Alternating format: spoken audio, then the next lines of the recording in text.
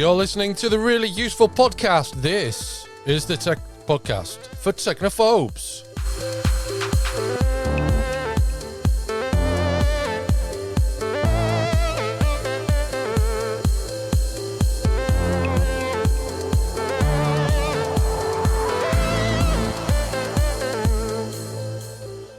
Welcome to the show. My name is Christian Corley, and I'm joined this week by Ben Stegner. How are you doing, Ben?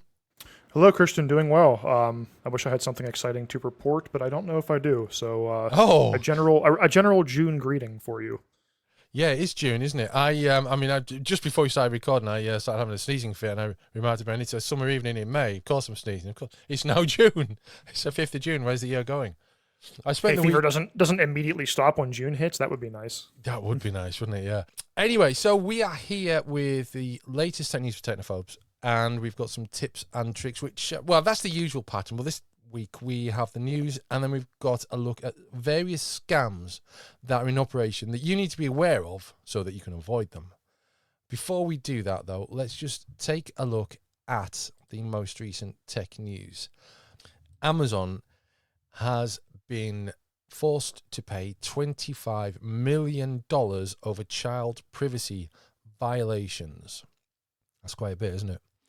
This is to settle allegations that it violated children's privacy rights with the Alexa voice assistant. It's agreed to pay the US Federal Trade Commission after it was accused of failing to delete Alexa recordings at the request of parents.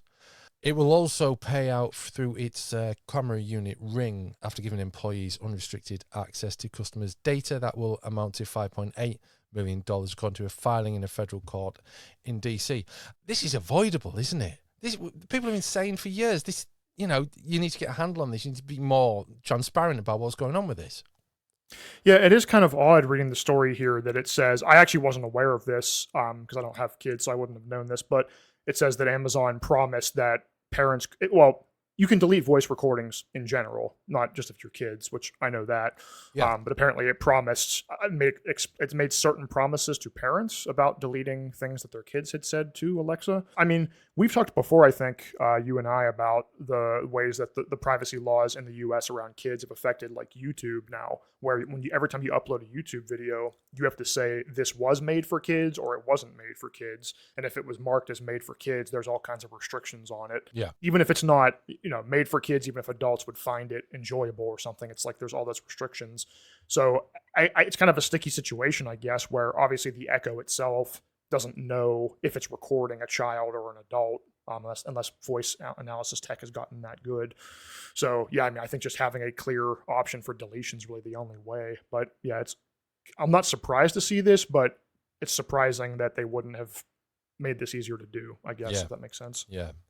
So that's what's happening with that. Now, the fact that this has happened, obviously, raises the potential for it to happen in other places as well, such as in the UK and in Europe and in Australia. So it'll be interesting to see how this develops over time. Now, the other thing that we need to talk about is pretty much, it's actually a breaking news story. So at the time of recording this on Monday, the United States Securities and Exchange Commission has accused Binance, the crypto trading giant, of engaging in a web of deception. So to explain exactly what's going on with Binance, I decided to give Gavin a quick call and bring him into this week's podcast. Hello, Gavin. Hey, Christian. How are you doing? I'm all right. It looks to me like Binance is in a bit of trouble. But what's the real impact here? Yeah, you're absolutely right, Christian. Binance are in a bit of trouble. I'd say maybe even more than a bit of trouble. I would say they're in hot water. We'll go as far as to say that. Okay. The SEC have basically filed 13 charges against them, the crux of which is that Binance owner and CEO Changpeng Zhao has been basically mishandling funds behind the scenes. Now, Binance operates two different entities. There's the Binance that most of the world uses, and there's a separate version of Binance for US investors so that they can adhere to the rules and stipulations that the SEC and the US government lays down. And that's all fine. They created the second company so that they could, get involved with the massive US crypto market. The problem with it is that the allegations say that they have been basically transferring and moving funds around between the regular version of Binance and the US-based affiliate, which is called BAM Trading Services. Right. It's also alleging that they've allowed unregistered broker deals to take place on the US platform and between the other platforms. They've misrepresented trading controls on the US platform, and they've allowed the unregistered sale of securities on the US platform, all of which are like highly illegal, and also was one of the main things that creating the secondary platform was meant to protect against, because some of those things that I've just mentioned are legal in other countries where, well, maybe not entirely legal, but they're, you can get around them in other countries, whereas the SEC is far more on it in the US. Part of the problem with it is as well is that there's I'm going to keep saying allegedly a lot, but there's allegedly a secret access to a bank account owned by another firm affiliated to Changpeng Zhao, and people who worked at Binance US were sort of aware of transfers between this firm and the US version of Binance, which is obviously cause for concern if funds are disappearing into what is basically a shady account that nobody has control of, although they should be company funds. The long and the short of it for crypto, though, since this has happened, the markets have tumbled massively. I think we've seen at least 10 to 15% wiped off of most cryptocurrencies, including ones like Bitcoin and Ethereum. A lot of these smaller altcoins have suffered even more when things like this happen. Those are the smaller cryptocurrencies are the ones that suffer the most because they don't have as much capacity to soak up such an outflowing of money as the big names. And overall, it's extremely damaging, not just to the name of Binance, but to the whole of the crypto industry in general, that yet again we find a massive set of allegations for a company that's meant to be leading the way in making crypto accessible to the world, and A, they've broken the trust of many, many people, but B, it makes them no better than all of the things that crypto was meant to stand for to begin with, such as, we are going to be decentralized, it's going to be better, safer, it will be easier for people to use, and it's all lies, basically. It's baseless. It has no relevance to the regular person on the street, except for when this happens and they lose all their money. Is this another FTX? I don't think it's going to be as bad as FTX. FTX was a whole different thing, but I mean, that said, it could go that way if Changpeng Zhao, the Binance CEO, is taken into custody or suffers any more serious allegations. It depends just how far it goes, really. Gavin Phillips, thank you very much.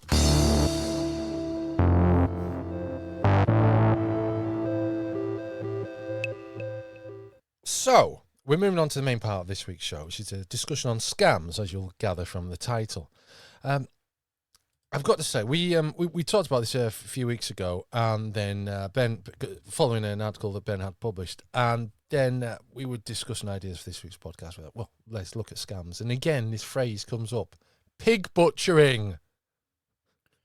Pig butchering. Have we talked about the meaning behind it? It's kind of all blended together. No, it just all seems so wrong. It does. It sounds weird. It's definitely not a vegetarian. Although I did just scam, eat bacon, so maybe. Oh, okay. That's why it double sounds so standards. All right, yeah. So let's talk about. We can talk about the kind of the general idea behind it, and then I can cover a few details about my recent experience with one of these lovely people. Okay, yeah. Yeah. So basically, to cover the overview part first, it's not really as confusing as it seems. Essentially, pig butchering is the name of a scam where the intent is on, quote, fattening up the victim before the, quote, slaughter. So whereas with most scams that we talk about, some of the ones we'll talk about later, it's a very quick type of thing. You get a call telling you have to take action now. That type of scam is very intent on making you act without thinking so that you send money to a scammer before you realize what happened. This type of scam, on the other hand, there's a romance element to it. And so it's about days, weeks, months even, of a scammer talking to a potential victim, trying to befriend them, quotes around that, and then have them finally get into the scam and then send them a bunch of money. So this type of scam, from what I have read, originated in China, and it was actually used in China, like on Chinese people. And then when it kind of got so widespread there to the point where people kind of knew not to fall for it, people in China started attacking people elsewhere in the world with this type of scam. So pig butchering comes from a translation of a Chinese phrase that was used to describe these scams in that country. Okay. Still sounds gross. It does, yeah. You think I like yeah. So this is all about without me describing it. This is all about fooling someone, isn't it? Basically. That's right. So there's often a romantic element too. So the way that this scam typically happens, at least in the U.S., I have had this this has been going on for over a year. I've been wanting to write about this for a while, and it took me a while to actually get a scammer on the line, so to speak, long enough where they weren't stopping to talk to me. Long enough to where they weren't stopping talking to me after a few messages. So generally, the way this works in the U.S. is that you get a text from someone, and it's like, "Hi, Mark, this is Susan. Do you remember me?" or something like that. And then you're supposed to say, "This isn't Mark." And then they say, "Oh, I'm sorry. My assistant must have made a mistake. This is Susan. I'm blah, blah, blah." And then if you keep talking to them, they send a picture. It's always a young Asian woman.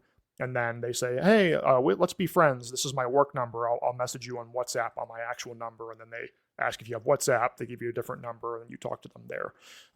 That's generally how it starts. So I've been contacted by these scammers many times, both on WhatsApp itself and through just texting, which is still used here in the US. I know it's not the same elsewhere. So I've been playing along with them, trying to get one of them to talk to me for long enough so I could document the scam and write about it, which I did end up doing and published an article last month. So I won't go through the whole thing, obviously, it's quite a bit, but I do have screenshots of a lot of the conversation. And effectively, once you move to WhatsApp, the scammer tries to establish a rapport with you. They might tell you that they don't have many friends. Usually they tell you that they are from Singapore or a different country in Asia, and then they'll say they moved to LA, Dallas, New York, whatever, big US city. They don't have a lot of friends. They want to get to know you, become friends. And then they'll just message you and say, "How's your day going? What'd you have for breakfast?" That kind of stuff. If you volunteer a lot of information to them, like you tell them, a lot of lonely people are targeted by this scam. And so they'll share things like, I don't have a girlfriend, or my mom has cancer, or whatever. And then the scammer will make up stuff like, "Oh, I'm also single," or, "Oh, I have a loved one that just died," or whatever, to kind of share a bond with you, if you will. And then over time, they'll start to slip in little bits about the fact that their uncle or their father or whoever knows a lot about crypto, and that they've invested and they make all this money. And they'll send you pictures of that. They always say they own a business in their home country, and they'll tell you that they're buying gifts for their friends, and they'll send you pictures of lavish purses and things like that. They'll send screenshots of withdrawals from apps, from finance apps like Binance, and say, "Look all this money I'm making," that kind of thing. And they try to lead you to the point where they want to give you advice for investing. Yeah. And the way this typically works is they want you to buy crypto with a real exchange like Coinbase. Buy some crypto, usually one that has like a direct one-to-one correlation with the US dollar. And then they tell you to download an app or visit a website that's phony. It might have the name of a real service, but they're sending you just a fake website. And that website is all controlled by them. It's totally fake.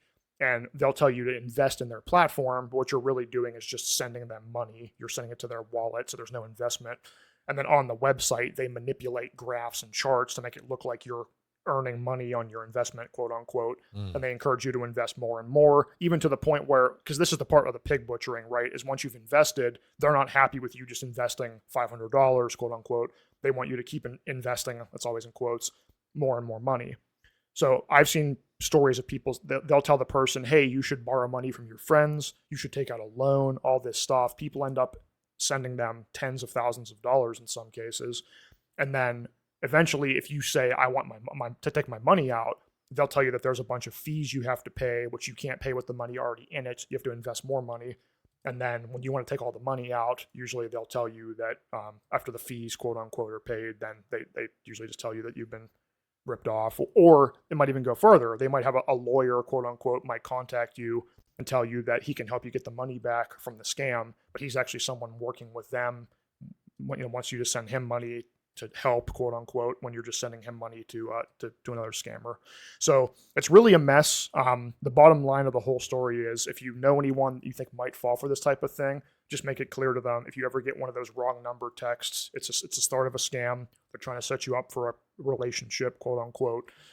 This is what they're going to do. So if you'd be interested, the linked article that I wrote has a lot of specific examples. I documented a lot of my conversation with this person, so you can see the kind of tactics they use, how they push you into investing, quote unquote, and all that. But it's really nasty. It makes me upset, and the best way to protect against these scams is just making people aware of them. So that's what we're doing here. Yeah. It's not a surprise the amount of effort they put into it, because no doubt, it's minimum effort really, isn't it, on their part? It's just typing a bit, and then once you're hooked in, that's where the real, no doubt, largely pre-prepared effort is in. Right, and that's what I talked about in the article, is that probably the person doing the initial, hey, is this so-and-so, that's probably a script, and then once they move you to WhatsApp, you're probably talking to like a better, but the thing that you have to remember too, and we've talked about this in the past, I think, with like the the faraway prince scammers and all that kind of thing.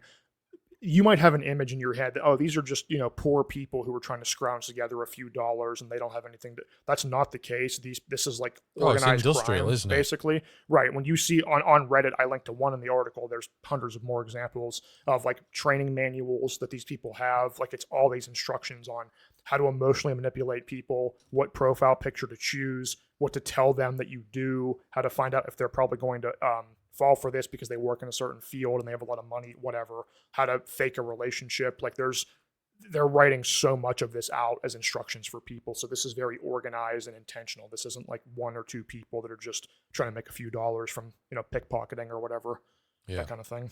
It's absolutely organized crime, isn't it? Yeah, it is. We don't think of it that way because we think of that as like the mob, knocking on people's doors, but it's the same thing. It's a large group of people running a scam at a large scale. Yeah. It takes, whenever we have these conversations, and I've no doubt I've spoken about this on the podcast before, it takes me back to my first introduction to online scams. Hopefully, to date, so far, my last experience with an online scam, where we were fooled into selling something on eBay, outside of eBay, doing the money exchange outside of eBay, and of course never saw the money, never saw the goods again. And it's going back 20, Kerry and I were, that's my wife, we were engaged, we were saving up for a wedding, so we're talking 2004 sort of time, so it's a long time ago. And that is one of the key things about the internet as well, is that scammers sort of hooked onto the internet very early on. Yeah, it's whenever there's a new industry or a new website or whatever, you're always going to find people that, like you said, immediately jump on it and find a new way to rip people off. I remember having the same experience. I was trying to sell something on eBay probably 10 years ago, and it was my first time. Like everything I got was always, I'm going to buy this from you, but you need to ship it to my son who's deployed in Afghanistan, that kind of stuff, like one of those classic scams. It's just I'm going to do that. So yeah, it's so frustrating. Like it puts, I've been put off of selling things secondhand like that, not just for that reason, but it stinks, it's not, you can't say, I'm going to go to this site and get a fair exchange and sell this to a real person. You have to just be aware that you're probably going to have to deal with scams. And one of the next ones we have up to talk about too, I've been getting emails. This particular one, I've been getting emails for like a week now. I've never gotten this before, and now all of a sudden I'm getting all of these, and I think, like, I know better, but for people that aren't aware, like, it's scary, to see a bill in your email that you didn't pay for and you get all worked up about it. Like, I can understand why people get frustrated with it. Well, it's funny you should say that, because just 2 days ago, I received a bill, a legitimate bill, PayPal subscription, so paid it out, to some security software that I unsubscribed from several months ago, and I have the email confirming that I unsubscribed from it. And you still got an actual bill from it? Yeah, fake? So I've raised an issue with them. I've raised a complaint with it over it, because it does happen, and I guess, things happen, and these things do happen. But you would think with computerized systems, such things wouldn't happen. But it sort of opens the gateways for scammers to then take advantage of those scenarios, doesn't it? Yeah, and the thing we've talked about this a couple of years ago. I think you and I in our Slack. I think it was Microsoft Outlook, like Microsoft account emails. The way it was something in the wording or like the send from address or something where it looked like a scam. Yeah. It wasn't, but like the way that it prompted you to like click here to do whatever, like you'd be forgiven for not knowing which one was real and which one was a scam. Like the way they phrased it, it's companies could definitely do more to not have their own emails look potentially like they're fake. Basically, is what I mean. Yeah. Well, it's funny you should mention Microsoft there, actually, because I had a conversation with my son about Microsoft earlier, because he was choosing between using Microsoft Edge and Firefox, and I said, use Firefox, it's not by Microsoft. And he said, what's wrong with Microsoft? I said, oh my God, if only you knew what was wrong with Microsoft. So I put it in terms that he would understand, that episode of The Simpsons where Homer starts an online business. I have not watched that. It's a very old one. He basically sets up an internet business, but basically all he's got is a computer and some desk ornament of some sort, and no one. He's making phone calls and stuff, but that's about it. Well, although he's probably ringing most tavern. It's a long time since I've seen it. But basically, what happens? Bill Gates comes in with some heavies and buys him out in the style of trashing the place. And Homer's like thinking, I'm going to make some money at last. They're buying me out. But because they don't know what he does, they can't work out what he's doing. They just trash the place. And, it's obviously it didn't happen like that, we don't think. But it's a figurative interpretation of what really did happen, which is all these aggressive buyout tactics that Microsoft was into in the 80s and 90s and early 2000s, buying out businesses, taking their intellectual property and laying people off. Big business like Microsoft, unethical, immoral. It's no wonder people go online to commit crimes thinking they can get away with it when the biggest companies in the world were more or less doing the same thing. That's a good point. There's a thin line between illegal crime and legal things that are legal but probably shouldn't be. Okay, so invoice scams, what's this all about? Yeah, so invoice scams, I've been getting these too. One of those ones I didn't really get, but now I am. So this type of scam you might have seen where you'll get usually a pretty poorly worded email. I would check one of mine, but I've reported them all as phishing, so I don't think I can pull one up. Actually, I just sent one to my family to warn them about it. Let me see. So I got an email that says your auto extend dictate e-statement for June 5th has been mailed to you. And then it has, with respect to my email, and it has random numbers that are the serial number or whatever. It's really just gibberish, to be honest, but the bill that it includes often is a legitimate PayPal invoice. So if you weren't aware of this, anyone can use PayPal for free to create an invoice. So I could create an invoice for Christian just to say, you owe me $500 for me being on the podcast or whatever. And then it would go, if I put his email in, it would go to him and it would be a legitimate invoice to PayPal. Now, of course, he doesn't have to pay it. It's just I've used PayPal service to send him an invoice. So what this scam is that people go in and they say they create a $500 invoice for Bitcoin payment or some generic like Bitcoin exchange, crypto exchange, whatever, email it to you. And the one way out of the scam is if you click pay invoice and pay it, obviously, you're going to waste money because you're sending money for something you never bought. But there's also a note, a field for a note in that PayPal document. And it'll say something like, you've successfully made a transaction for your Bitcoin using PayPal. You charge this amount. If there's a problem, please call us at blah, blah, blah.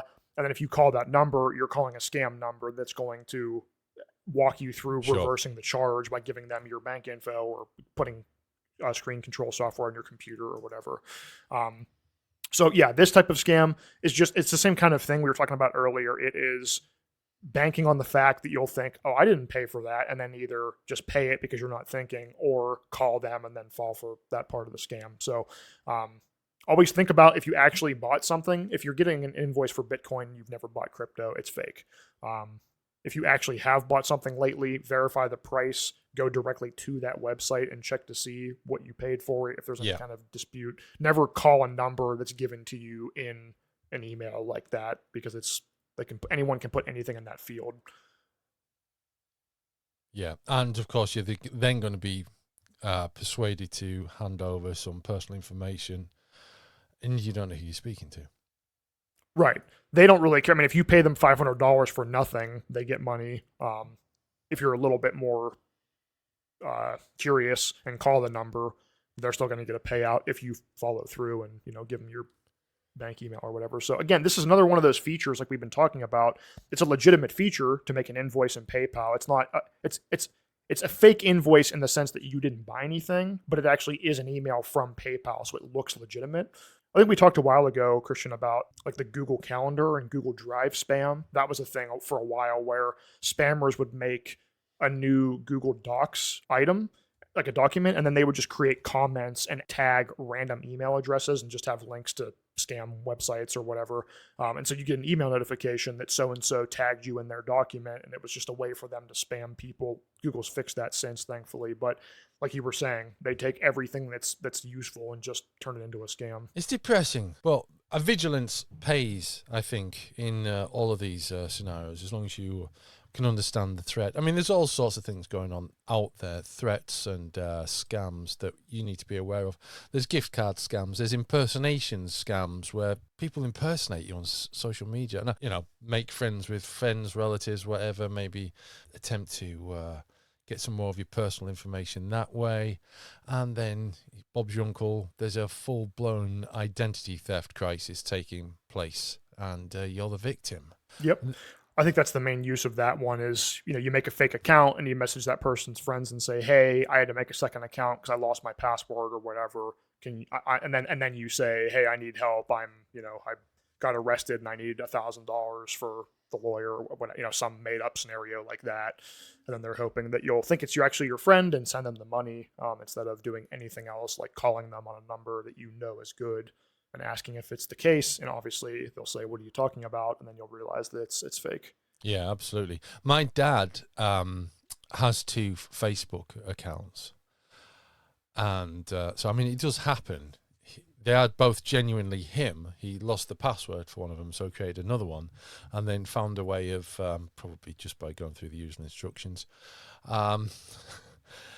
unlocked his old account. So he now has 2 Facebook accounts. So basically we have like a family group chat. So he's in there twice. Everything that we post on Facebook, we have to add him twice, both versions of him. You never know which one he's going to check. Exactly. Yeah, I have a few friends I like that refer to him too. as the Dave Corley twins.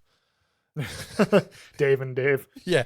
Well, he should have one that's like David and one that's Dave, so it's It would easier help, to know which one's which. Yeah. Yeah, I have friends like that too. A few people who, for whatever reason, I think some people have made one because they had someone stalking them might be strong, but you know what I mean? Like they didn't want keeping track of them or whatever, so they made a second account. And that's the thing, you never know when you get that second, just because of the way my mind thinks, because of all this stuff. When I see a friend request from somebody I'm already friends with, I immediately assume it's a scam. But if they tell me that it was for a different reason, okay, but still don't like having multiple copies of a friend.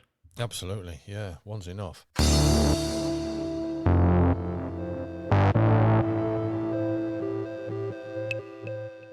We've reached that part of the show where we share something with you, something that we've enjoyed or reviewed or anything. It's the recommendations section, basically, where myself and my co-host, this week's Ben Stegner, will share what it is.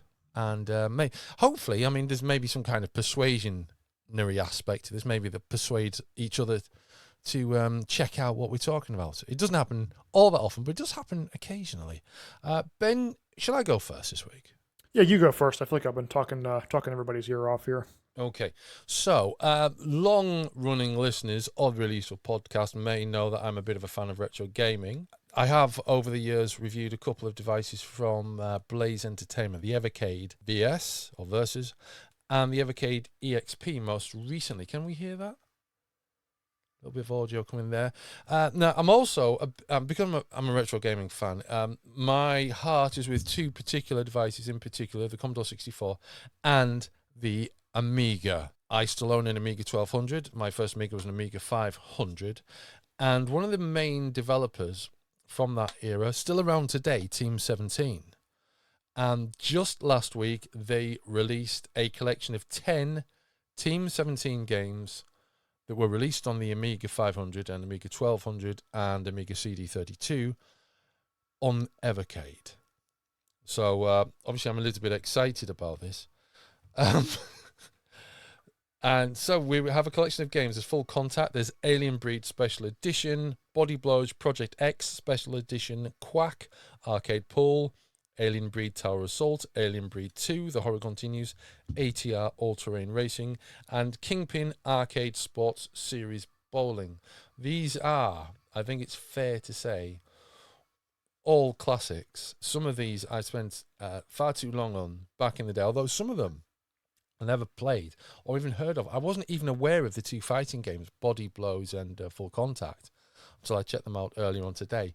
One game that I've spent a lot of time on over the years, and in a really useful podcast first, I'm going to play it now, is fancy. Project X, which, as you'll notice, has amazing music. It's not my cup. It's not the sort of music I would listen to chill out, but it's really good music that suits you the game hyped to perfectly. go. Yeah, totally. And it's a left to right scrolling shooter, and it's got it's got voice in it as well. It's got lovely graphics. It's 16-bit, but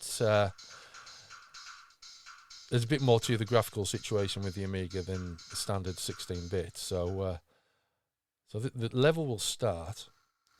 Listen up for the voices as well. So basically, as I'm using the auto fire there, basically, as it Okay, I hear that old timey voice. Yeah. And then you get these power ups, and then you apply them, and you upgrade your weaponry, or it affects your speed. There we go. See, and yeah, it's just a great game. Such a good. I mean, this is worth the £17 alone, basically. But of course, it's 9 other games in there, including the Alien Breed. The interesting thing about Alien Breed is that I was mad on the Alien and Aliens movies all those years ago, and I had no idea that the Alien Breed series was sort of a take on that. And, it's not called Alien or Aliens; they've called it Alien Breed because they obviously couldn't get a license, or they just want to do their own thing with it. So it's all space marines shooting aliens sort of a thing. I didn't know about these games until I got the A500 Mini, which is a mini Amiga system that came out a couple of years ago. So to now have the opportunity to play those on the Evercade as well is kind of cool. So as you can tell, I'm really made up with this cartridge collection. Yeah, that's super cool. I've heard of Team 17 mainly through them publishing like indie games in the last couple of years. I was calling like a second, like a AA developer, a AA publisher, like not super tiny indie games, but not massive AAA games. Yeah. I didn't know they'd been around for that long. Oh yeah, years and years and years and years and years. So yeah, I'm just really chuffed with it.